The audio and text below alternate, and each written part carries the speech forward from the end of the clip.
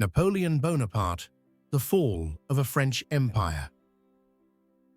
Napoleon Bonaparte remains one of history's most fascinating and paradoxical figures. His meteoric rise to power, fueled by his military genius and unyielding ambition, reshaped the course of European history. However, his equally dramatic downfall, culminating in his final defeat at Waterloo and his subsequent exile to the remote island of Saint Helena, marked the end of an era that had defined France and much of Europe. The story of Napoleon's reign, from his initial rise to power to his eventual demise, is a tale of brilliance, hubris, and ultimate tragedy, shaping not only France, but the political landscape of Europe for generations. The rise of Napoleon Bonaparte. Born on August 15, 1769, on the island of Corsica, Napoleon Bonaparte began his career in the military, rapidly distinguishing himself for his strategic brilliance. The French Revolution, which began in 1789, created a power vacuum that Napoleon quickly exploited. By the late 1790s, the young general had already gained fame through his decisive victories in Italy and his strategic command of the French army. His military tactics, marked by swift maneuvering, innovative use of artillery, and relentless pursuit of the enemy, made him a national hero in France. In 1799, amidst political instability following the Revolution, Napoleon seized power in a coup d'état, overthrowing the French Directory and establishing himself as first consul of France. Over the next few years, he consolidated power, reforming France's institutions and centralizing authority under his control. In 1704, he crowned himself Emperor of the French, solidifying his rule and signaling the beginning of the Napoleonic Empire. His military successes across Europe, most notably the Battle of Austerlitz in 1805, further cemented his reputation as a military genius and led to the expansion of French territory. At its height, the Napoleonic Empire stretched across much of Europe, with Napoleon installing relatives and allies in key positions of power from Spain to Italy to Denmark. The fall begins. The Russian campaign. Despite his immense power, Napoleon's empire began to unravel due to a combination of overreach and strategic errors. His decision to invade Russia in 1812 would prove to be the first major misstep in a series of events that would lead to his downfall. Napoleon's invasion of Russia, intended to force Tsar Alexander I into compliance with the continental system, a trade blockade against Britain, ended in disaster. The Russian army employed a scorched earth strategy, retreating deep into their vast territory and denying Napoleon's army crucial supplies. The brutal Russian winter, combined with Russian resistance, decimated Napoleon's Grand Army, which had numbered over 600,000 at the outset. By the time he retreated from Moscow, fewer than 100,000 soldiers remained. The catastrophic failure in Russia severely weakened Napoleon's military power and prestige. His enemies, emboldened by his retreat, began to unite against him.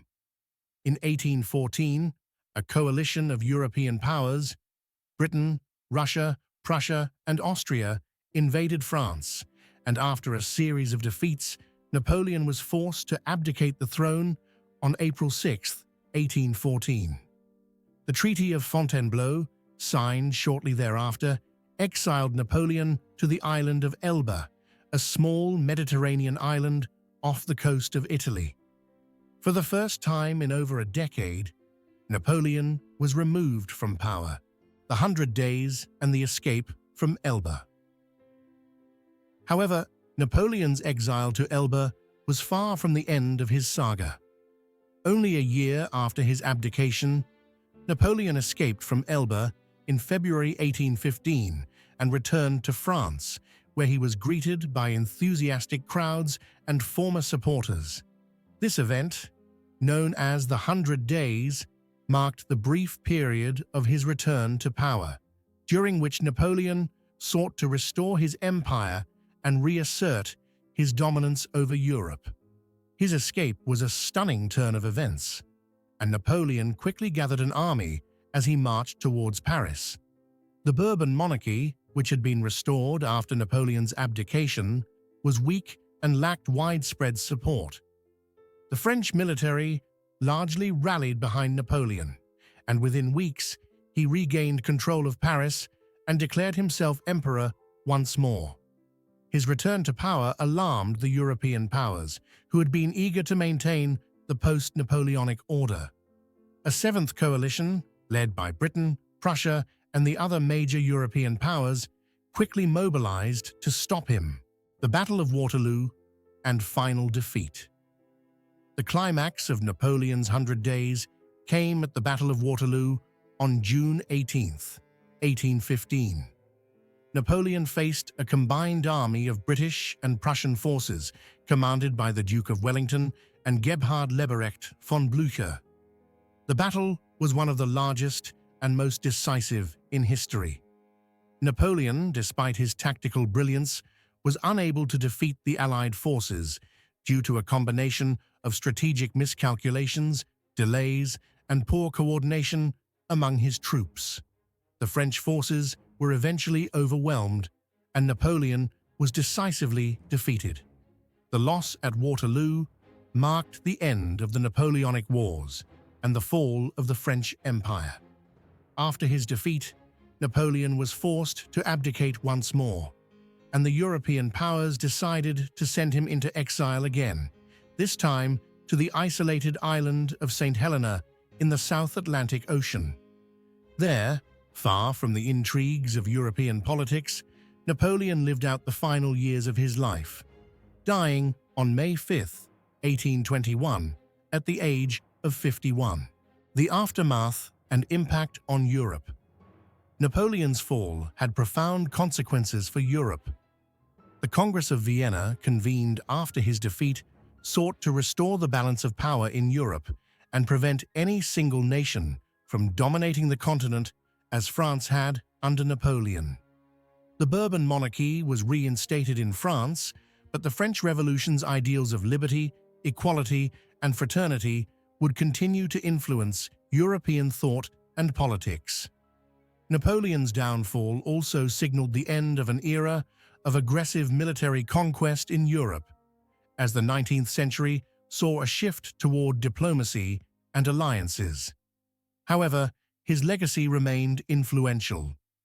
The Napoleonic Code, his set of legal reforms, became the foundation for modern civil law systems in many countries.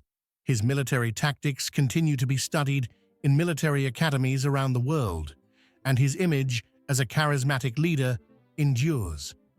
Napoleon's life story is one of contrasts.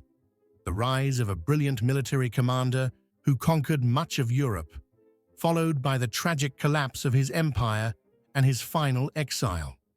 His dramatic rise and fall, culminating in Waterloo, left an indelible mark on European history, a cautionary tale of ambition and its limits, and a reminder of the ever-changing tides of power in the world.